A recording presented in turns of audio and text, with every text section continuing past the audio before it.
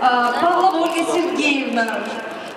Ольга Сергеевна сейчас работает над книгой, посвященной нам карачаев-балкарцам, о современном психологическом портрете карачаев-балкарцев. Ольга.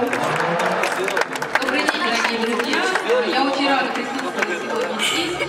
Немножко расскажу о своей истории, связанной с Эльбрусоидом.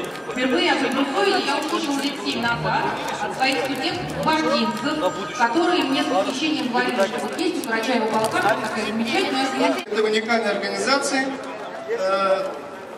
и не перестаем удивляться импульсу, который был задан уже 10 лет назад.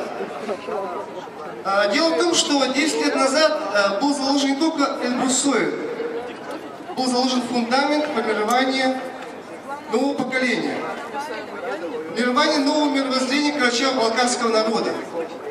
Это очень важный момент, я считаю. Дело в том, что вы занимаетесь только развитием карачаево-балкарской культуры, вы внесли очень весомый вклад в развитие культуры ингушской. Вот прозвучала информация о том, что мы озвучили здесь, озвучиваем очень важные проекты, озвучиваем мультфильмы на ингушском языке. Ингушский народ очень признателен вам за то, что вы делаете. Очень признателен вашему президенту Рите Таракулову, очень признателен нашему брату Расулу за то, что он нас все это время терпел и терпит. Большое вам спасибо.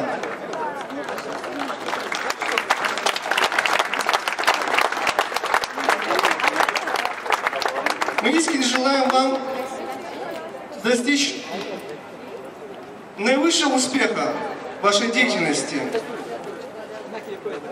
Бексобл.